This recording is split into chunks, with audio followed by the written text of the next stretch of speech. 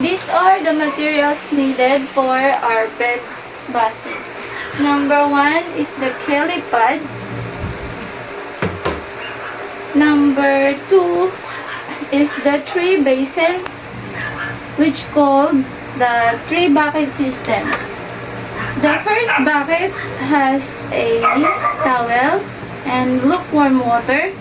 This is for wetting the head of our patients. Number 2 basin is for soaping and towel for soaping. And number 2 is for rinsing. We have here also the rubber sheet, the towel for his back, the hypoallergenic shampoo, and the cotton pads or cotton balls. This is used for the eyes of the patient. Eyes and nose which has secretions. But before we start, we're going to check the vitals of our patients. Make sure that he or she is not sick before you taking her to bath. First, we're going to check her blood pressure.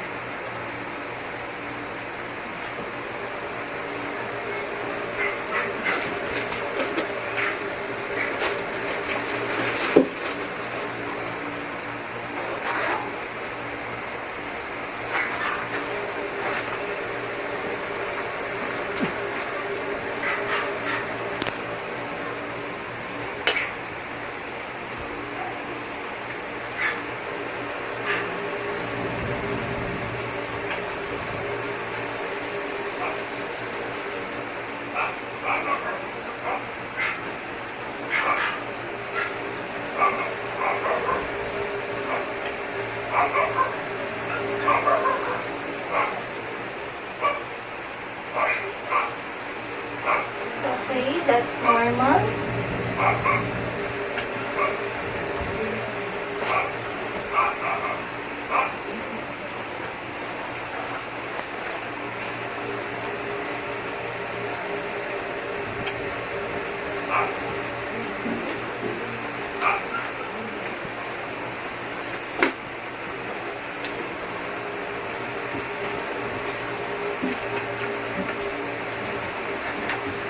His temperature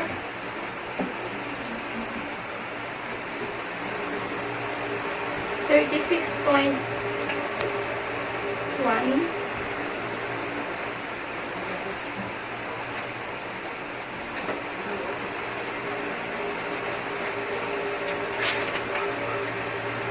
And then we're going to use the oximeter for his or her pulse rate.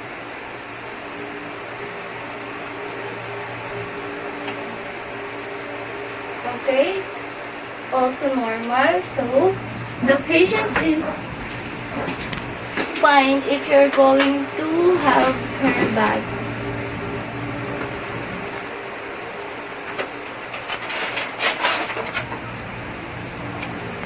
First, we're going to put a rubber sheet under his bed, under his head, so that the bed will not get wet.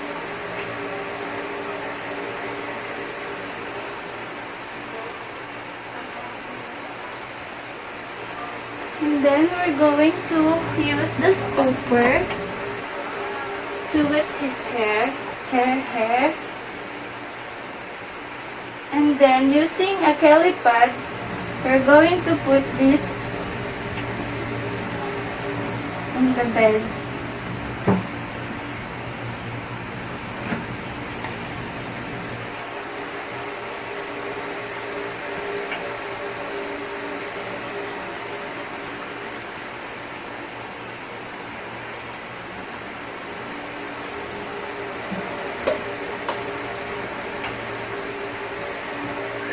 using the shampoo, we're going to dilute the shampoo in the lukewarm water.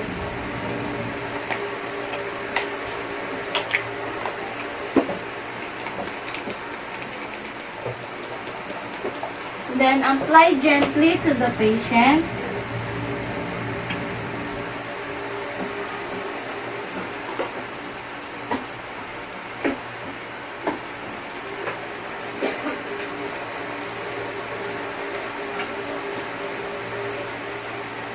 And then rinse it with clean lukewarm water.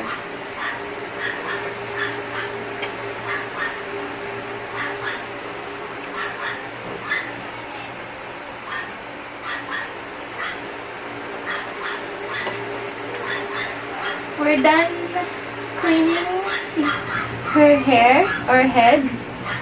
We're going to use clean dry towel to dry her hair.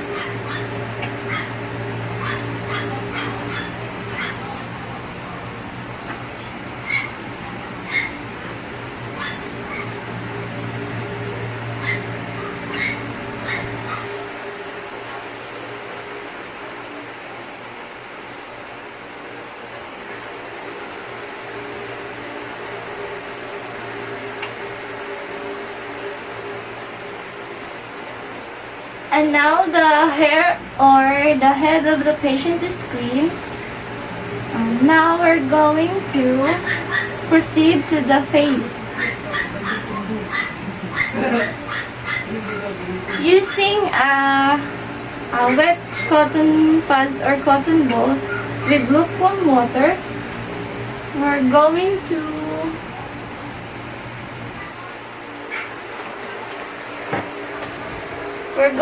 clean the patient's eyes from inner to outer, like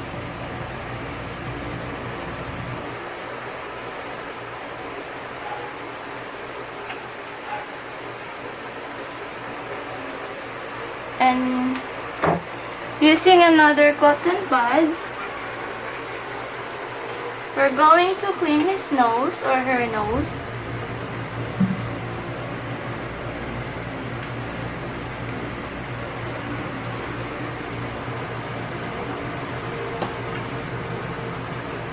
And then using a rectangular mitt, we're going to wet his face with lukewarm water by using the rectangular mitt by S stroke from the forehead down to the cheek, down to the nose, and down to the chin.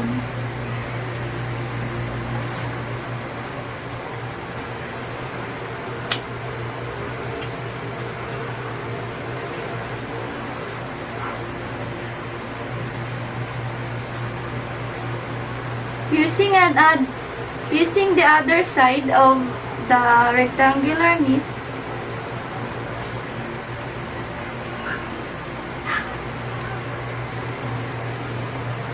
we'll also apply a stroke to the other side of her face.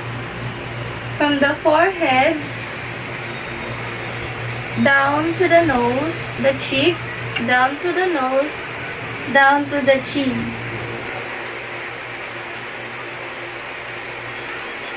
Then using the other side of our rectangular mitt,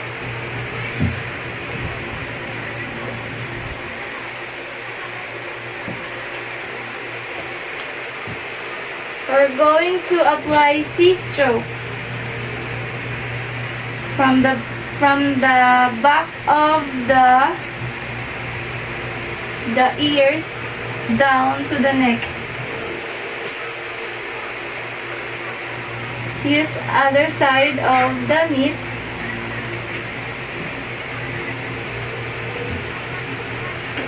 Down to the back of the ears, down to the neck.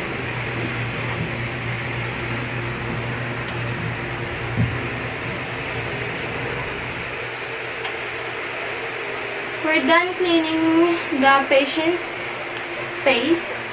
Now, we're going to clean the chest part.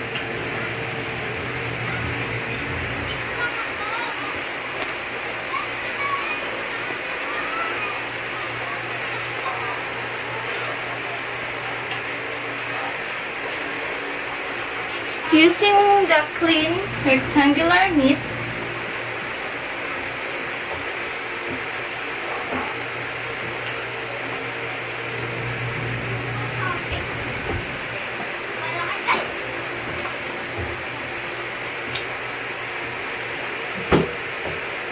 we're going to clean the chest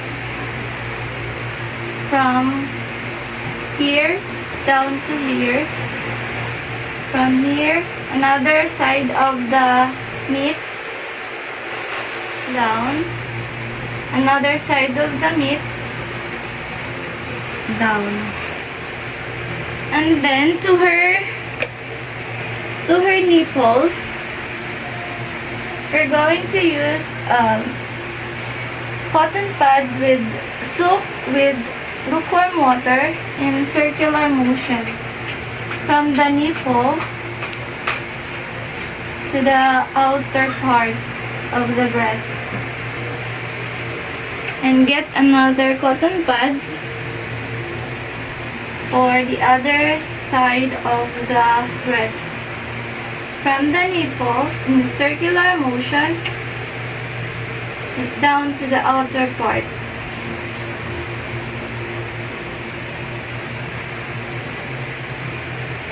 Then after cleaning the chest, we're going to close or cover her chest.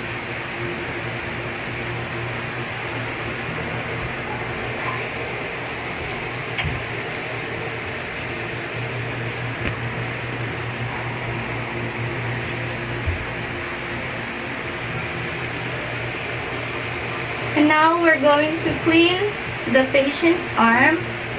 We also use a rectangular mitt.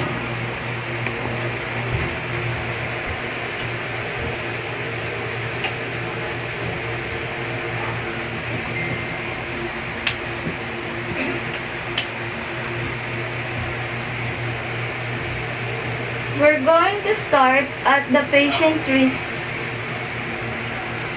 the anterior, the posterior, the lateral,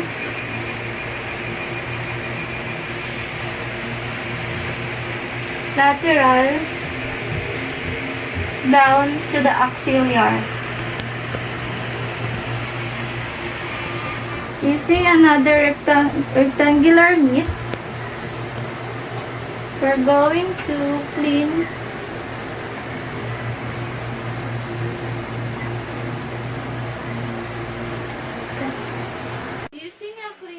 rectangular mitt. We're going to clean the leg in the distal area with a rectangular mitt. We will start. Next is we're going to put a rubber sheet in the arm of our patient.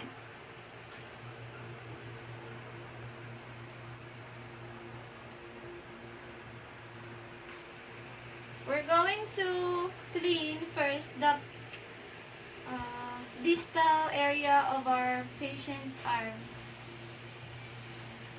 From the wrist down to the anterior, to the posterior, lateral, and then axillary.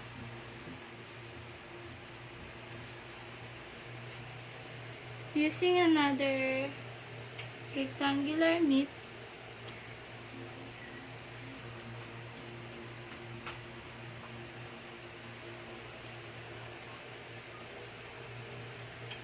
we're going to clean the the proximal part of the arm of our patient. And then put first with rubber sheet.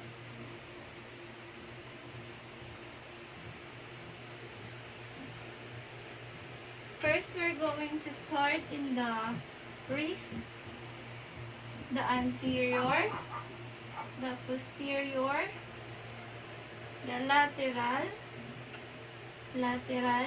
axillary.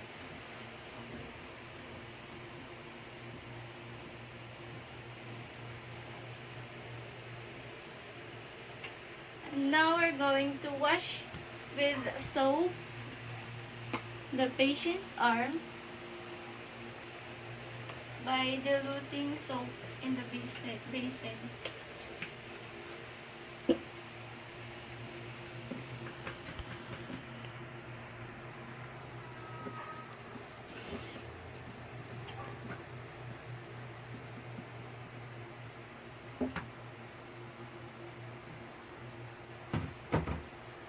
And dry it with the dry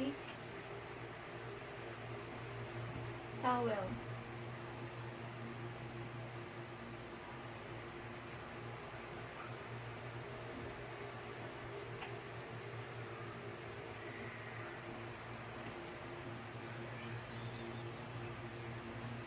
Next, we're going to clean the patient's legs. We're going to use the rubber sheet.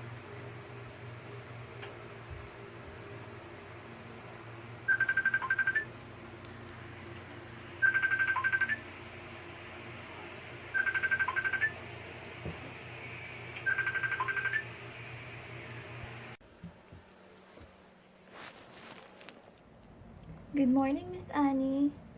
I'm going to expose your genital area for our perineal care. But before we start, we're going to close the curtain for you. And I will expose your genital area for a moment.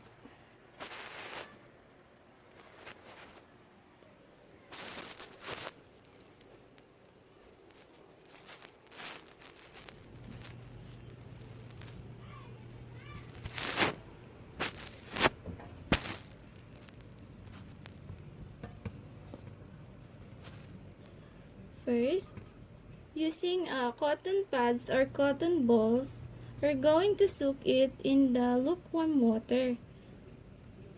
First, we're going to clean the mons pubis down to the labia majora.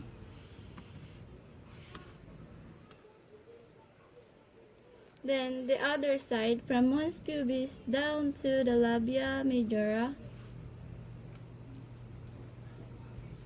Secondly, we're going to clean the labia minora.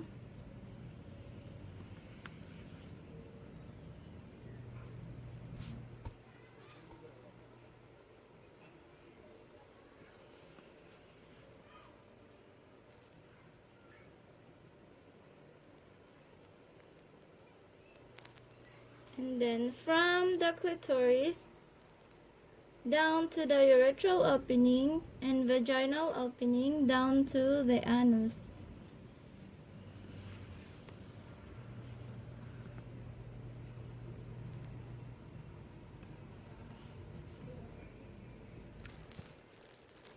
And then we're going to clean your back side. So you have to move aside.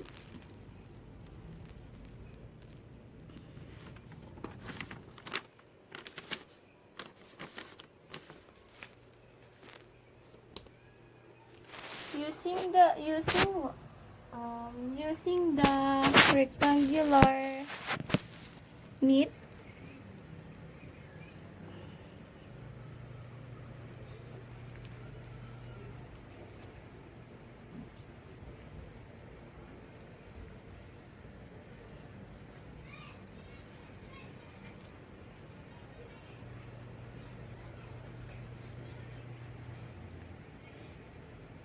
we're going to soak it in the lukewarm water. Then we're going to clean from the cleanest to dirtiest.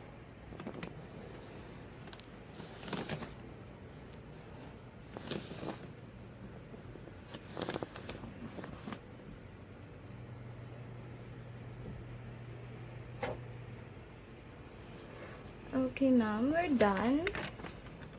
I'm going to close the blanket for you. Gonna cover you with blanket. We're done.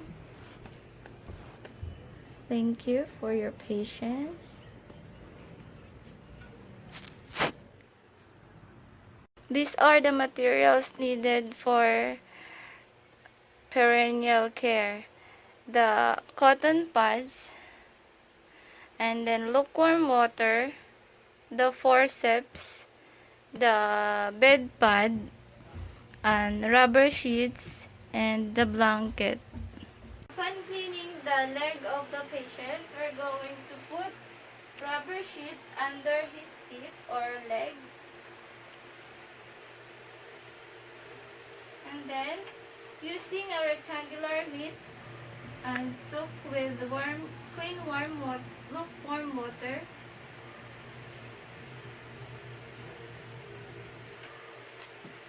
We will start in the cleanest to dirtiest. From the anterior, the posterior, the lateral, and then groin. Next is the proximal area of his leg, the nearest leg.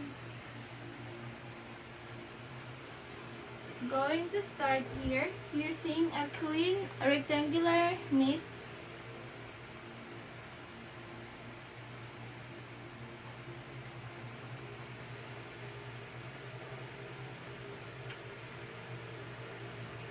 From the anterior, the posterior, the lateral, then groin. And after that, we're going to clean his feet using lukewarm water with soap.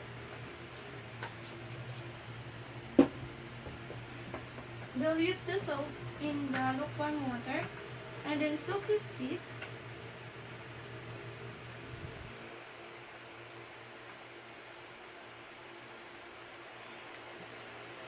Same with the other side of the patient's feet. And then we're going to rinse it with clean lukewarm water.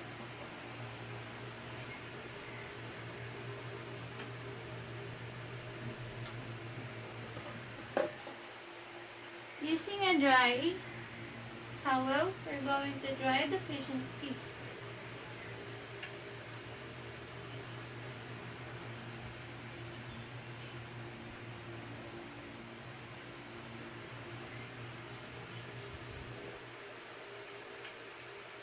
Okay, Ma'am Ana, we're done cleaning. We're done your bed bathing. Have a nice day.